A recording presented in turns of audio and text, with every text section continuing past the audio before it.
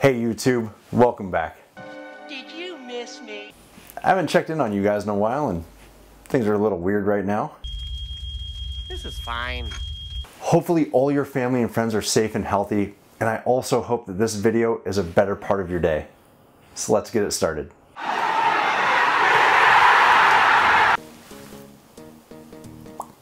That's right, Chell, the GM at Porsche Bellevue, has invited us back once again to check out something not Porsche. You guys already know by the thumbnail, it's the everyday supercar, the Audi R8 V10 Performance. Let's go. Come as you are, as you were, as I want you to be.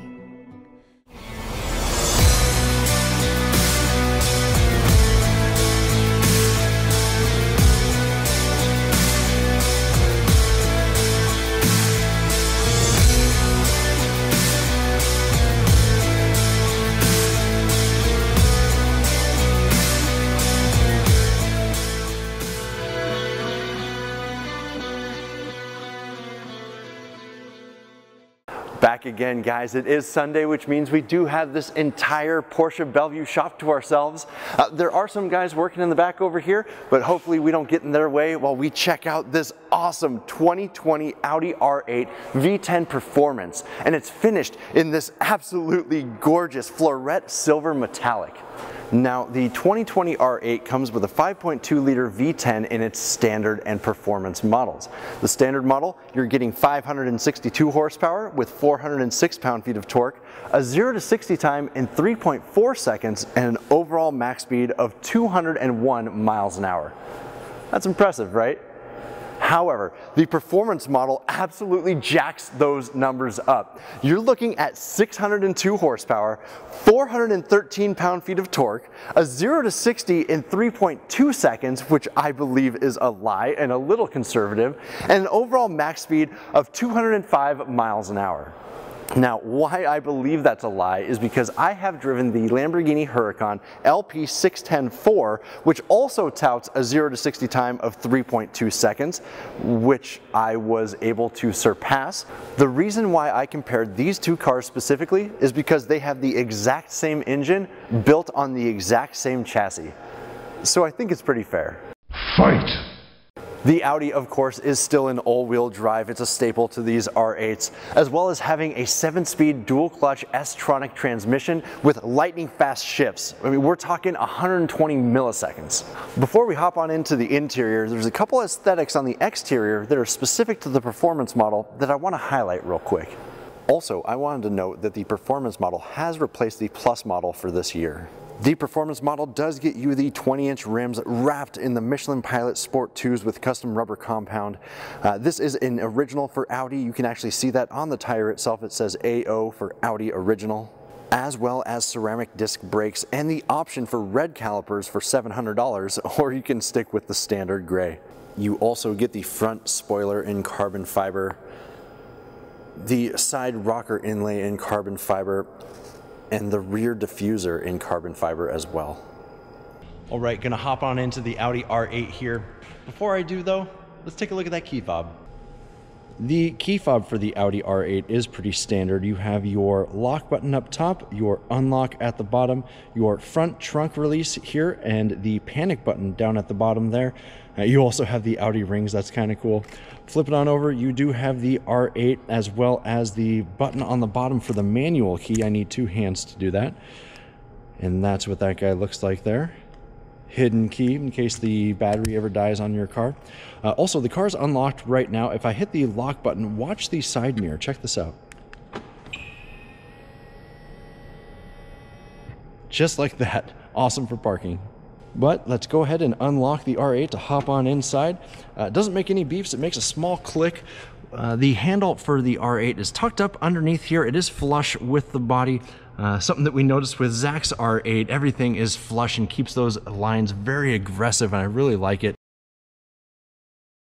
When it is shut, it is flush with the car. It looks really cool with the lines. There's the spot for the manual key right there. It doesn't pull out, it actually squeezes in, and when you squeeze it, the window's gonna drop down a little bit, just like that. Squeeze a little more, opens up, and you can hop on inside. Well, it looks like the previous owner left their tie here. Why would you have a gray R8 with a gray tie in Seattle? I don't know, but waste not, right? Doesn't look bad. Also, when the door is open, you do have the Audi Puddle Light here. It says Audi Sport on it. You do have the illuminated Audi R8 right here in the door sill, as well as a couple stickers. Now it's time to hop on in.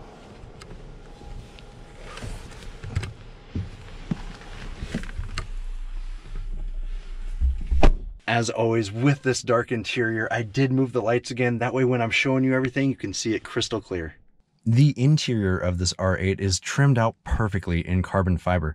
Not enough so that you're engulfed with it, but enough that the trim decisions that they made seem perfect. And the same goes with the aluminum trim in this interior. You're surrounded by dark, so just the lightest touch of aluminum really pops. One of my favorites are the 18-way power seats. It also comes with the 13-speaker B&O surround sound system. This R8 does have the black leather with the rock gray diamond stitching. Notice that stitching is very tastefully placed and not everywhere that's required to be stitched. All right, now it's time for my favorite part. Let's turn it on. All you have to do to turn on the R8 is to put your foot on the brake.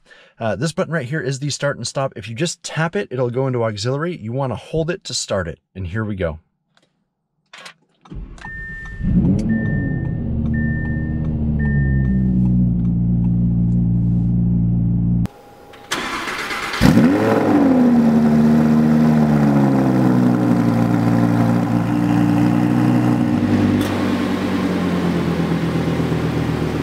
Okay, now that it's warmed up, let's take it off of the map here and put it right onto the tachometer. Let's go ahead and give it a couple revs.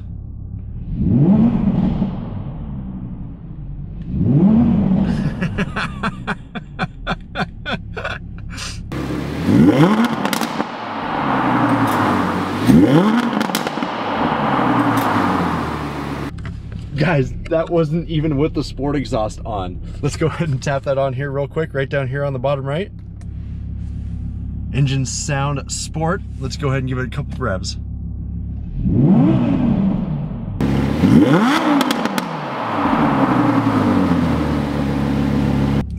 Okay, let's take it out of sport exhaust and just take a look at this screen here real quick. On the right side, you do have your fuel consumption. On the left side, you do have your thermometer. On the upper right, it tells you how many more miles you have until you need gas. It says 175 right now. Let's go ahead and go into the menu here. So let's hit the back button. Goes into our standard menu. Scrolling up and down will let you go up and down, and then pushing in will do the select. Scrolling down, you have settings, Audi smartphone, Audi Connect, map, navigation, telephone, media, radio, sound, and the vehicle itself. One thing I love about this R8 is having your full menu right here, right on the dash, right in front of you, instead of over off to the side like they had in previous years. Well, starting into it, on the left-hand side, you do have all of your mirror control, your door unlock and lock, windows up and down. This rotates left and right for mirror control, and then you have your front trunk release here. The steering wheel is a little bit more complex. It's still very simplistic in nature. You have all your controls for the screen up there, instant navigation, volume up and down, hands-free speak on the right-hand side. Towards the bottom left, you do have your drive select. So if I push that in, I don't think I can rotate it. No, I have to push it in, and it takes me to comfort, auto, dynamic, or individual. And if I wanted to go into a race mode, I would need to push down this little flag here. And when I do that, watch what happens. It says performance is wet, stabilization control is in sport, warning, reduced stability. We are now in race mode, and if I rotate this left and right, it lets me know, am I in race mode with snow, wet or dry conditions. I think that's actually absolutely pretty cool. But I don't want to be in sport mode right now. I want to go back. I just hit the drive select button here. It takes me back to comfort, which is where I would like to be. On the bottom right hand side, we already talked about this. This is the sport exhaust, and then this is the engine start and stop. Do you understand? Yes. This is where you're going to have all of your climate controls. I kind of like it. It's very futuristic for sure. Here's my heated seats, driver's side and passenger side. Down there you do have your 2 USBs, your auxiliary, and a 12-volt connector. I think that's absolutely cool. There is the wireless cell phone charging station as well, and if you want to hide it, just push it in and it slides straight back. Moving on even further down, you do have your traction control on and off, your hazards. I'm not sure what that one does. And even further down, unfortunately, guys, we don't have the gated shifter, but we do have this guy here. It's in park right now, which means if I knock it or try and do anything, it will stay in park. To get it out of park, I need to push this button in, up, and I can hop into neutral. If I'm in neutral, again, I cannot go into reverse. It does let me go into drive. To get into reverse, I have to hit that button again. All the way up, just like that. Puts on the reverse camera, shows me that I have something on the back left that I don't want to hit. That's absolutely fine. Going all the way back down, if I wanted to knock it down a little bit, I can go into neutral. I don't have to though. If I'm in reverse, I can go all the way down to drive. I can actually move it over into a manual setting if I want, but I would much rather use these paddle shifters. I can't wait to get on the road to try those out. Okay, let's go ahead and put it back into park, just like that. Here is my volume control. If it's not on my steering wheel and my passenger wants to control, they can seek left or right, or again, control the volume up or down. Moving even further down, I do have my actual switches for navigation and telephone. It's just a bump up or bump down. Same with radio and media. This actually controls everything that I can control from the steering wheel here. So if, for say, my passenger wants to do something, they have the ability to do so, or I can control everything on the fly from the steering wheel itself. If I rotate this, it controls everything just like that. Same with going back to the standard menu, which I am on right now. And that's about it for all the controls. I do have my center console right here. I do have the button on the left and right hand sides to pop open the cup holders, which are much needed in sports cars. I'm very glad this one has it. Go ahead and shut it down there. And then back here, something you don't see very often in 2020 is a CD player. They have a CD player, an SD card, a SIM card, and SD card slot 2. For any type of media that you want to play. I love that, absolutely love that. All right, let's go ahead and shut it off. Just hold the button here. Turns the car off, super simple. Handle to get out is right here. Pull it down, push out, and let's hop on out. One thing I did forget, I do need to put it into auxiliary mode. Tap it just like this, car turns on, because the back bonnet is right here. Push it back just like this, and let's go take a look. Oh, and it already opens up for us.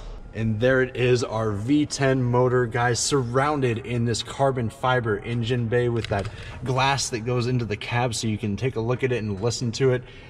Oh man, it's absolutely gorgeous. Again, this and the Lamborghini Huracan are the only V10 production cars left right now. And every time I see this engine, I'm always curious to see if they're gonna put the engine in the center of the car. I'm sure there's some reason for why it's always off center. The cross brace is, of course, center lined with the engine, but not the car itself. This, where you put your oil is actually the center of the car. If you guys happen to know why they offset that engine off to the left, please leave a comment below. I would love to know why. And shutting the glass cap bonnet, it's not the whole back end of the car, which is nice. It is very light. It does have 2 clips though on the right and left side. Let's go ahead and push it down right in the middle. Boom, clips in just like that. Moving on around to the front of the car, let's go ahead and hit the front trunk button. does have the clamshell hood. That thing is absolutely massive. Pull the hood up right here. It is dual hydraulic, super light for how massive the hood actually is. And again, this clip is the most simple clip in the business, I believe. And looking on down, you don't have a whole lot of cargo space. I think they've actually shrunk it from previous models here, but you do have these little nets that can secure, I mean, I don't know, something small. And then you have your Audi R8 kit right there. Has all your tools and everything you need in it. I don't happen to know the full cubic space of storage in this R8 specifically, but I will put it right here for you guys to check out. And when we go and close the clamshell hood, it does have a clip over the fender flare here and here. And what I found after closing this a couple times is you actually have to put a little bit of force to it. Let's try it. Nope, I still didn't get it. Okay, take two. Let's try this again. Right here. There we go, just like that. It does take a little bit of force, but you'll know for sure if it's still open. You'll be able to move it a little bit. This is solid. Both clips on both sides are now latched. Here we go. Driving the R8.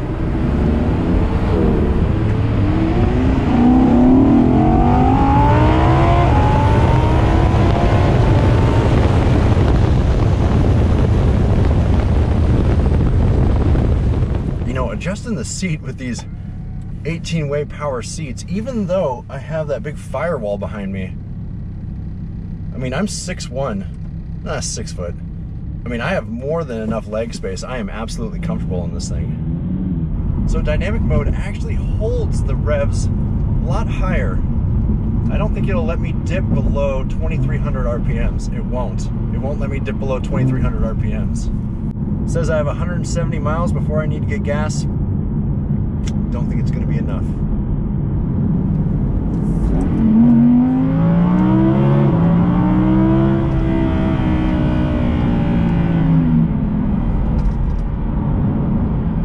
V10s, baby. You know, the paddle shifters they're almost a smidge too close to the steering column. I wish they were out a little bit more. My fingers have to reach to actually touch them. You know, even though it's just a little flick of the finger, I wish I had a little bit more control or feeling, surface area for my fingers to land on. On the performance models, you have a fixed steel suspension, something to stay tighter so it's more in tune with your driving and the road itself.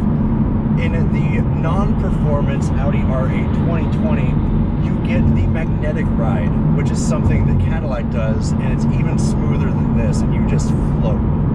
This also has the electronic steering assist as well, which means when I'm going through tight corners and I'm aggressively trying to hit that apex, it's not helping me out as much to give me more control and more feel over the steering wheel, which helps reduce understeer.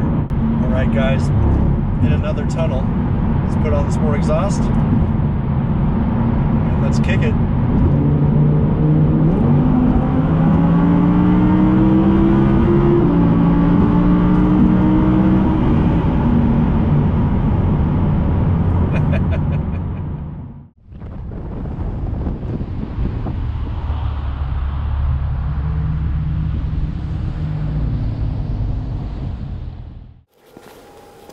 Well guys, that was the 2020 Audi R8 V10 Performance, and I am in love with this car. I mean, truly, honestly, if I could have this car, this would be my choice right here, 100%. Again, I got to give a big thanks to Chell, the GM here at Porsche Bellevue, for letting us come in on Sunday to use his shop. Big thanks to Matt and everybody at Porsche Bellevue. There were cars lined up in here that they moved for us to be able to come and film. Can't believe it, so nice. But that being said, I'm done and I'm headed home to upload this footage for you guys. Back now guys, and holy shit do I love that car. Honestly, if I had to choose between that or a Lamborghini Huracan, it'd definitely be a tough decision. I mean, no doubt about it. There are pros and cons to each car, and it really depends on what you want to do with it. For me, I'd want something that I could drive every day. which comes down to cost of ownership. The more wear and tear I put on the car, the more likely I'm gonna have to replace something in the future. And with Audi, I think it would be significantly less than Lamborghini. I'd choose Audi all day long. You made a choice. Don't forget, if you like what you see, hit that subscribe button below and help Sophie and I on our way to 1,000 subscribers and the opportunity to give back to the Seattle Humane Society. We'll see you guys on the next one. So, I'm trying to talk. Okay.